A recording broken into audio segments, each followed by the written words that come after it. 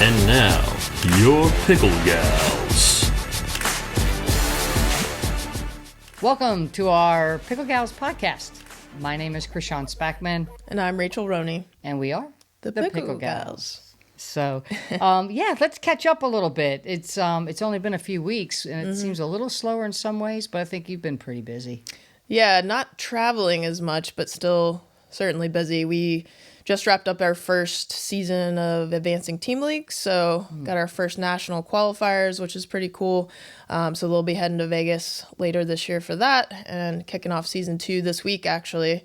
And also we did our first women's only clinic at Performance Pickleball this weekend to honor Mother's Day. We had 26 ladies come out for that, and it was a lot of fun. So, and then the other big thing is USTA Mid-Atlantic Foundation, where I work. They are opening their very first pickleball facility called Village Pickle this week, and opening up in Leesburg. So Leesburg, Virginia. So we don't have a lot of stuff up that way. So they're going to be thrilled for that. Yeah, super exciting. So that's been going on in my world. But I know that you have a big NPL kickoff coming up this weekend, right? Yeah, the time has come. Yeah. So just trying to do drilling, like a lot of drilling last week, and get more competitive play and games in this week. It's May 18th. It's up in Chicago at Pickle House.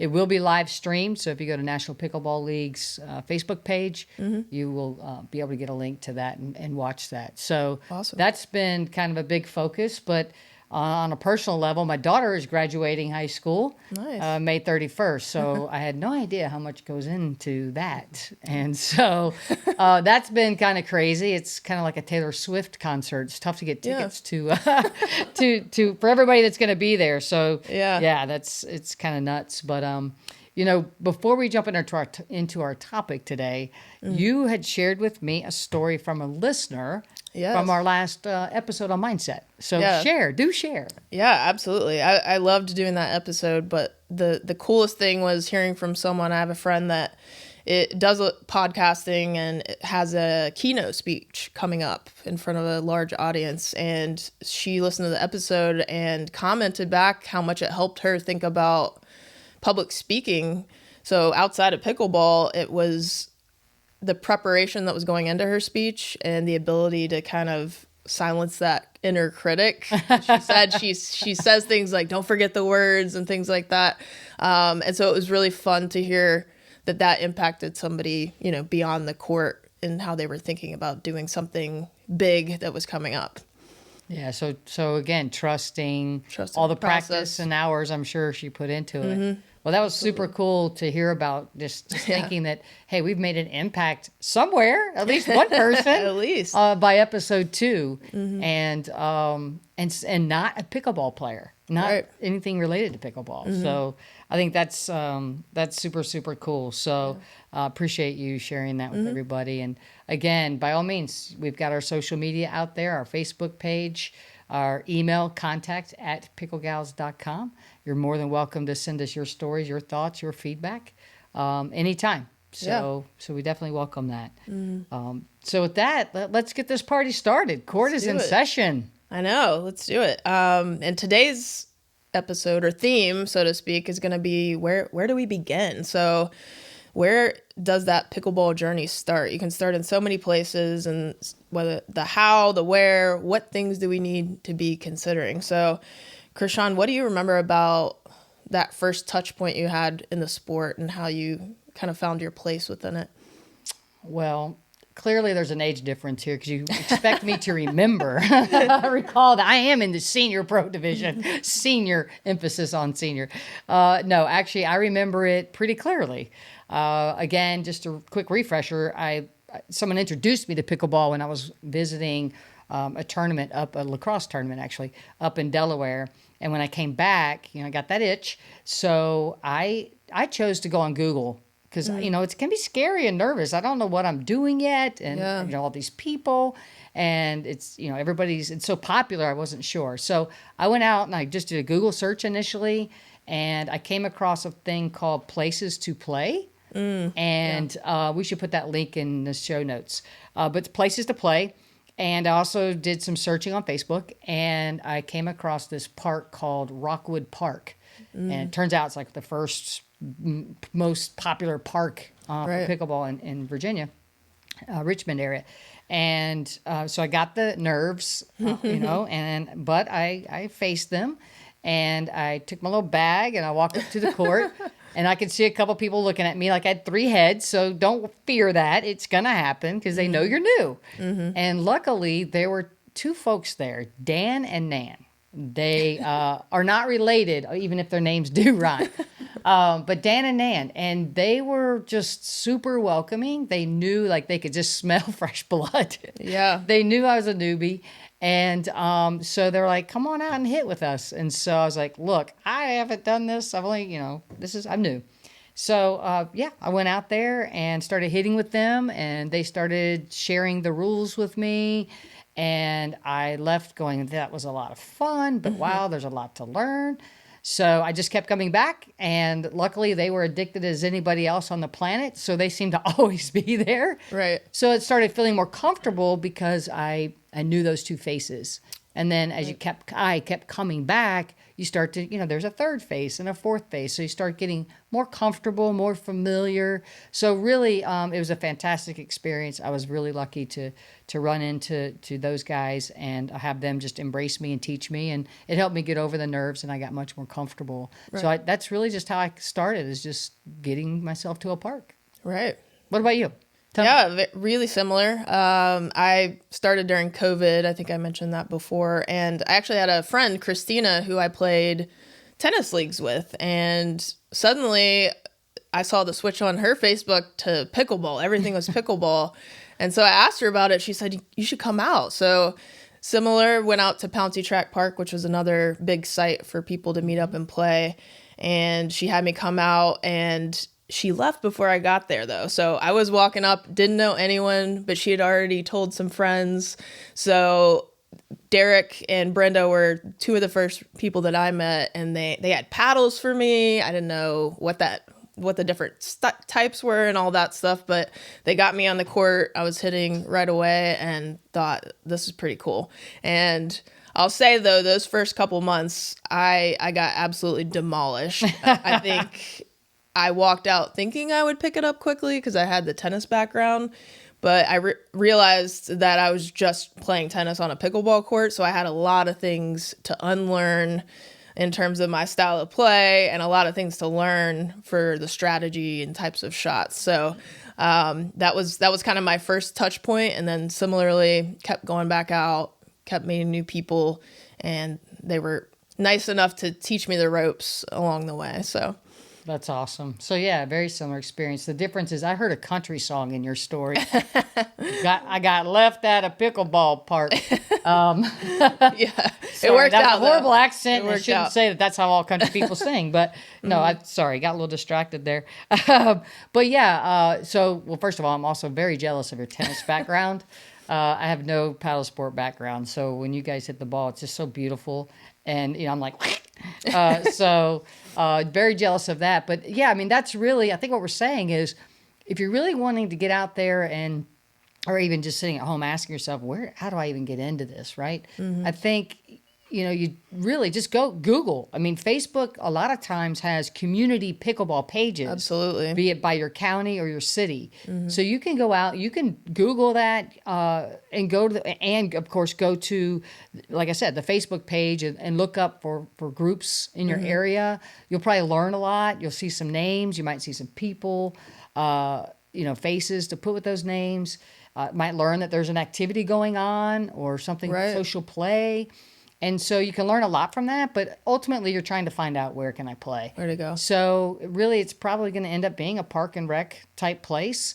I will say, like here, we have some indoor facilities, so you may be able to, take a look at those indoor facilities. In fact, later on, you're going to hear about Bangers and Dinks indoor facility. That is our episode sponsor today. So excited to have them on board. But yeah, just going out to the park and, you may be that person that is going to have to reach out to someone when you get there and kind of be like, are there beginner courts here? Or you may find someone like Dan and Ann who came up to me more so and, hey, come on over. So just know you could have either experience, and different parks are different ways. So you may have to, get a little courage, but once you break the ice, it's like anything new. It becomes pretty easy after that. So I think that's a really good place to start. Yeah, I agree. I think it's why the sport is so popular. The cool thing is, and you don't see this in every sport, where you can just walk up solo or bring some friends and kind of jump in and play. And I think something I kind of had to learn when I was going out to the parks, and I've had some beginner students ask me, so it reminded me to remind folks that are starting out of what is the pickleball etiquette generally in the park system. And so what you're going to see most likely is a paddle rack, and they work in different ways, but you're going to come in and put your paddle in that rack with your friends or solo, and that's essentially queuing you up to go onto the next open court. And once you're on court, unlike tennis where you kind of go out and you can play until you decide to leave, because pickleball is so popular, they have the etiquette is that you play a game or play for about 15 minutes, and then you switch back out, put your paddle back in the rack. Right. And so it keeps those rotations going very quickly. And it also then breeds that mixing and matching of different skills, different people, so that you really get to meet a lot of new people. And I think that's a really cool aspect. So again, whether you just want to be casual or you're kind of trying to find your path to maybe play in tournaments, there really is something for everybody in this. Absolutely. Yeah. Absolutely. Hey there, Pickle Gal listeners. It's Rachel here from Bangers and Dinks, Richmond's first indoor pickleball facility, where we are offering all kinds of amazing opportunities for every single level of player. From beginning, intermediate to advanced, we've got leveled open play, tournaments, leagues all season, no matter rain and shine. Come on over to Bangers and Dinks, where you'll always have a great time. So... Do I digress? Thinking about the paddle rack, right? The paddle rack. There are so many stories about the paddle rack. So, don't let it intimidate you. But be aware that there are definitely going to be some groups of people that already have their 4, right? If you're playing doubles, you need 4 people. So they'll have their 4 people. And so you'll see them take 4 paddles up to the paddle rack and fill up those 4 slots. Just keep your eye open for that empty slot. It will be there. Right. Put your paddle in the slot. It's fine. It's going to be funny because at first there'll be days where you kind of feel irritated over this. Well, they already have a group of 4. Where can I get in? But guess what? You will be that person one day, most likely, where you show up with 3 other friends. Right. Right. And you put your 4 paddles in there. So it is its own culture, but everybody's been through it and it'll become more comfortable. Just put your paddle in, like you said. Yeah. Jump right in with the game. So the next thing I think about is, okay, I've been at the court, I've started playing a little bit. What are my options from there? What do I need to do in terms of this idea of lessons or classes? So the first thing I want to say is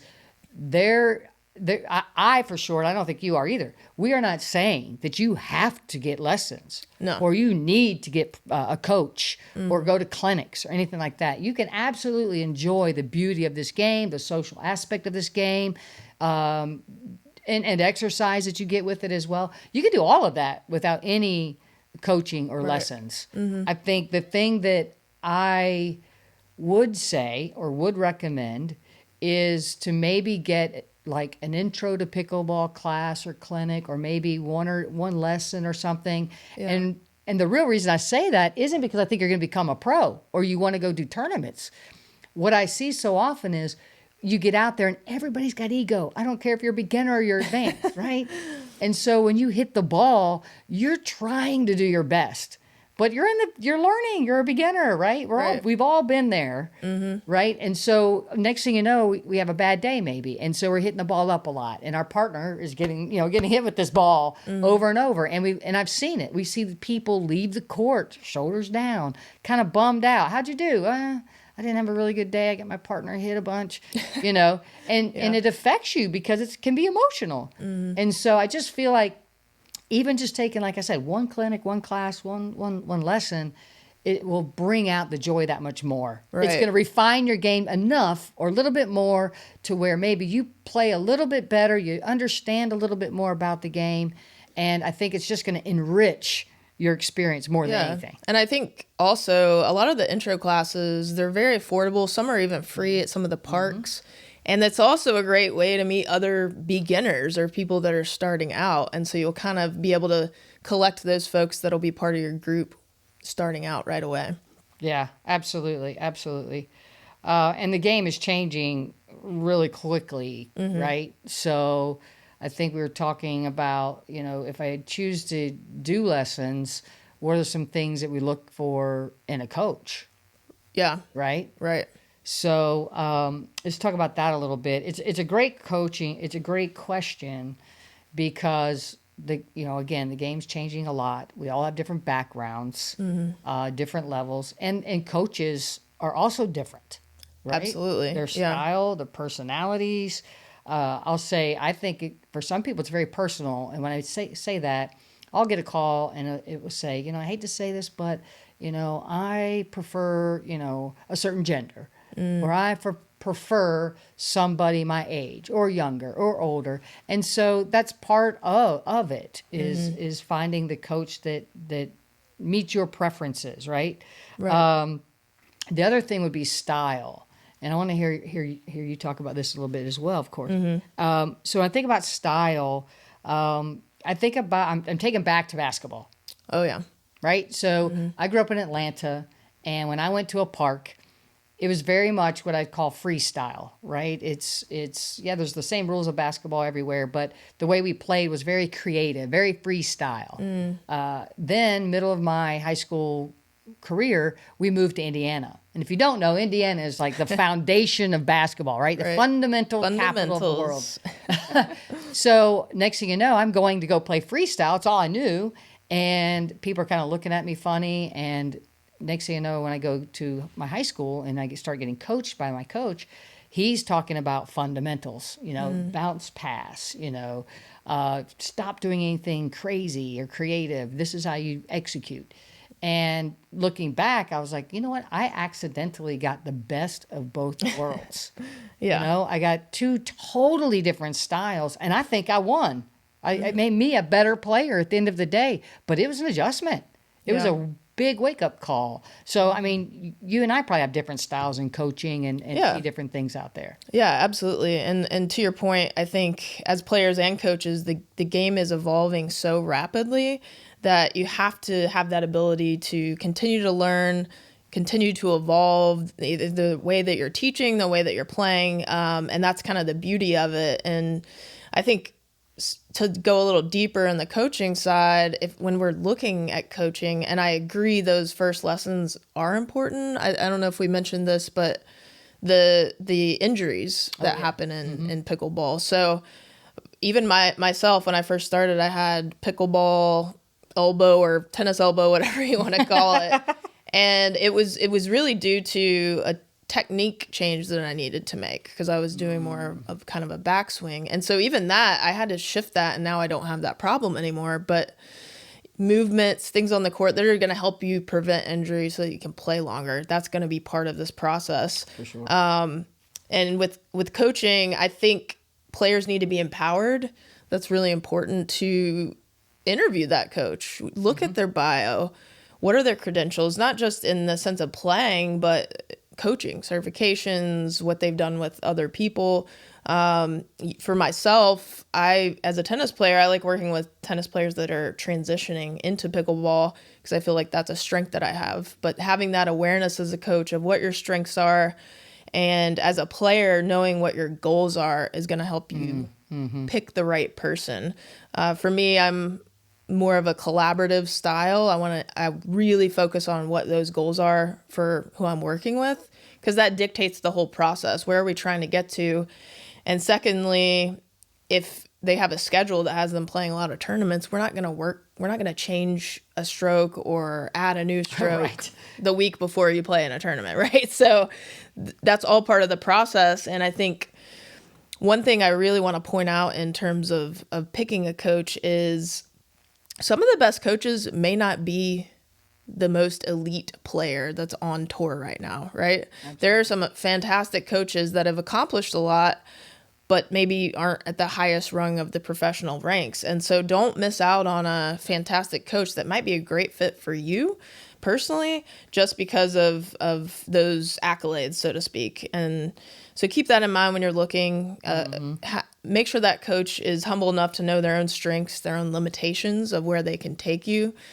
And as a second part of this, I do want to point out I've had coaches like this, so I hesitate when I find a coach like this, and I try to be the opposite, which is when you are coaching and you feel like you've brought someone all the expertise that you can bring, and they're ready for that next thing, work with them to find that next step, that next coach, and want the best for them. And I try to be humble enough to know that with my clients and tell them that, because I've had experiences in the past in juniors where I've trained a long time somewhere. I was ready for that next step. And instead of kind of having that push from the coach, it was more of a, okay, I'm not talking to you anymore. Like, you're not in my sphere anymore. And that really hurt. And so I always said after that, I will never do that. I want to empower who I'm working with to, let's go as far as we can, and then I'm rooting for you in the next step. Absolutely. I think that's incredibly valuable information. And at one point, what I was hearing in there is like a work interview. Yeah. It really ought to be a two-way street, right? It's not just me going into a business and having me sell them on my value that I can bring, but I want to know, are you a good fit for me too? Right. And so I think, when you said the word interview, it made me think about, it should be that two-way interview process and make sure it's a good fit. Some will be more comfortable with that and some won't be, but I think that's a fantastic recommendation. The last point you have there, I think most coaches have high integrity and great intention. There are definitely coaches out there, though, that I have to agree with you, that will keep that player under their umbrella forever. Right. And if you can keep bringing their game forward and they're seeing progress, and their feedback is telling you that as well, that's fantastic. There's nothing wrong with having long-term clients. I have a fantastic one out of Williamsburg. But be aware of, if you can't, like you say, if I can't get you any better or beyond this point, or you're at a point where you need some advanced shots I don't have, or I don't know how to teach or coach, I agree. Let them go. Do them a favor and take pride that you got them that far. It's not a loss. Yeah. Right? It's a win-win. So yeah. And I like your style and your principles you mentioned too. When I think about my style as a coach, I really, again, I think I have to go back to basketball. In basketball, whether it's freestyle or not, you still learn fundamentals. Right. So footwork, your body movement or the lack of movement perhaps, positioning, those kinds of things are things that I really, that's my third eye, I guess. Yeah. That's kind of where I come from with my coaching style. And, I just feel like if we can spend a lot of time up there at the kitchen line or non-volley zone line and work those fundamentals and the footwork, I really feel like that sets a great base for any shot anywhere on the court. And so that's kind of where I come from. I guess the other thing I would say is what the PPR, which is a pickleball company that certifies coaches, one of the top ones, they have a whole index of what they call technical attributes of shots. Right. And, we're not going to go do a science project or anything, but it's very helpful to know. You talked about the injury, and I had surgery on my pickleball elbow. But those technical attributes, I like to focus on those because you're right, not only for injury, but also to really work the technique of that shot and have a good fundamental way of making contact with that ball and executing and that sort of thing. So yeah, I probably come from a more technical, more detailed, at least that's where I begin. And so I think that's probably my strength. Yeah. So once I get beyond my area of strength, I should probably pass them over to you. So that's kind of, about coaching and how to get into things. Now we got to look at, okay, I'm ready for a coach, but how do I kind of understand rates and the value that I'm looking for as well in my experience? It's a big gap. What do you think about that? That's a great question. I think the value of most things in life are determined by what we feel something is worth. So for me, coming from that sort of community engagement background and lens, I really look at the rate as what value am I bringing? And that obviously covers my time, but I also want to be able to serve more people and allow them to have access to lessons. So I tend to go on the lower side of that rate because I want to hit more people through that. But I don't think it's bad to spend a lot on lessons. I just think you need to really think about what your goals are. That needs to be number one. And if it fits there, and then also assess after your sessions each time. Are you gaining that knowledge? Is the value hitting where you want it to be? And then don't be afraid to change it up. You know, my advice personally is whether it's a paddle or a coach, you do not have to break the bank to get quality. You know, paddles these days are, you can buy the Ben Johns paddle that there's no guarantee on there. I'm pretty sure that says you're going to play like Ben Johns when you have that paddle. Come on. I wish. if it did, I might think about purchasing it. But yeah, you can get like Friday that you mentioned last week, you can get a quality paddle for $100 to $150 that's gonna take you where you need to go. And same with coaching. If you find the right fit, that's someone that's collaboratively working with you, then the price is really what you think it's valuable to you. Yeah. So yeah, what do you think about that? No, I totally agree and follow that. And I would really emphasize further that what you're saying is great players don't always make or automatically make great coaches. Agree. Right? Social players might make amazing coaches. I can make a confession right now. When I first started playing and then eventually went and got certified, at the time that I got certified, I will absolutely say I was a better coach than I was a player. Yeah. For sure. For sure. So I think the message here is don't let the accolades and resume convince you to spend, whether it's a low price or a high price. The price should not be paid based on someone's accolades, and achievements, and performance. It should be about the coaching side of it, right? Right. So the coaching should be what I'm paying for, not anything else like that. So So coaching experience is what the rate should be based on. And I think it's really important again to say and mix up your experience. If you're not sure what that value and rate balance is, then that's just one more reason to try a couple of different coaches and be like, hey, you know, this coach was actually less money, but I got more out of it because of my style of learning or the way I hear things or listen to things. So I think that's really important. And I would add to that, your journey changes. Even again, not because you're going to become pro or even a tournament player, a social player, you still evolve. And so there's going to be different times in your journey where it may be time for a different coach for you. I mean, just depending on where you are in your journey. So I think those are important things to think about in terms of valuing your experience. If I think about pricing, you know, so many ways, I hate talking about pricing and rates, right? You get what you pay for, right? They say. Good or bad. Good or bad. Yeah. So, you know, with taking risk, I'll just kind of throw out there, you know, I've seen where you might have a casual social player who got their certification and they've got some experience, but not maybe a ton. And so I've seen them do clinics or private lessons for $25, $35 a person for an hour. That probably more like a private lesson price point. And then I've seen kind of the middle of the range where you have someone maybe you would consider a really good coach. Perhaps they have some great accolades as a player also, but definitely a good coach. And, you know, that can be anywhere from $50 to $75 an hour for a private lesson.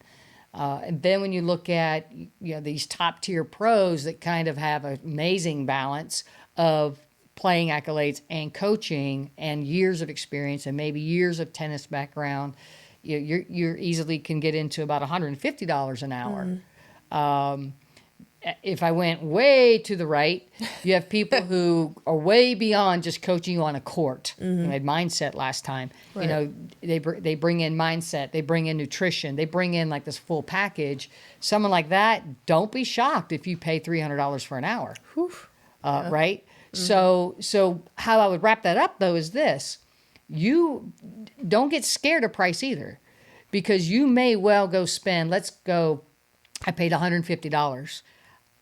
My one-time $150 may end up giving me more than my 3 times with my $60 or whatever, 6 times with, I don't know math, but you get the point, right? Yeah. So I may spend a lot of money, but what I get out of that just was tenfold something else. So experiment, try different, not just styles and such, but also try different rates and expertise and see where you land with that, and you will know. Right. And then you can make that decision, hopefully make a wonderful relationship with that coach. So absolutely. Those are, I think it just depends on your journey sometimes too. Yeah, definitely. And I think the whole point to kind of wrap that part up is know what your goals are. Yeah. And that's really going to dictate where you go, the coaching that you get, and who you end up connecting with. And beyond coaching, I mean, there's just so many options for players beyond the recreational parks and rec courts, which there are leagues that are local or social. There's tournaments. There's other just fun social events that people put together throughout the community. So I think it depends on that goal that you have and where you want to go. That's going to dictate these different things that you can kind of jump into. Yeah, nope. I think you really nailed it, and really kind of gets us to a wrap up point on what we're really trying to say. And I really hope you hear me, and I really hope you hear Rachel today. One, we're not saying thou shalt must, get coaching. It will enrich your experience. I think we definitely have experienced that. We've seen it firsthand. So it will certainly enrich your experience. And the more that you play, the more you may not start off with coaching. You may find it in the middle of your journey. So know your goals, understand where you are in your journey. One of the things, I guess the last thing I want to throw out there that we haven't mentioned, we all started somewhere. And I don't care if you were a 5-0 or a pro tennis player and you came in at a super high level in pickleball, or the opposite end of the spectrum, right? We all started somewhere. And to my knowledge, none of us have really gotten anywhere in pickleball or to where we are today without someone helping us. Right. Okay? Whether it's a drill partner, a coach, payment, no payment. We had people help us in our journey at any and every level. And so I cannot emphasize enough, please give back. Yeah. Give back. Do not forget where you came from. Yep. Player or coach. Most of us came from parks, and I absolutely was given tips and advice just by passionate people that were out there, and I loved that, and I try to remember that as well. So it's really important. Absolutely. So again, everybody's helped everybody. That's the beauty of the sport. It's why it's so fascinating and such a community-driven sport. So give back. Don't be afraid to go Google, check out your nearest courts. Once you break through the ice that first day, trust us, it's going to be a really great experience, and you'll never look back. Clear the calendar, because everything will now start to say pickleball on it. Yeah. So tell your husband, wife, partner, whatever. Nice knowing you. And last names will be pickleball on your phone too. That's a joke that's going. But yeah, I would love to, as we wrap up, I would love to hear other people's experience, where they started, how they found things, if they did find good coaches, how they were able to do that, maybe even some of their experiences with having coaches in this sport. Yeah, what's worked for you, what hasn't. And again, contact@picklegals.com. We also have our Facebook page, The Pickle Gals. feel free to share that. Again, that's the beauty of this whole community. So I think there's a lot of content in this. So if you have to watch it twice, go for it. But there's a lot of great content in this, and we're coming from experience. And I think this is an opportunity for us to also give back in this way and helping people get into the sport. So that's our message. That's our story. Court is adjourned.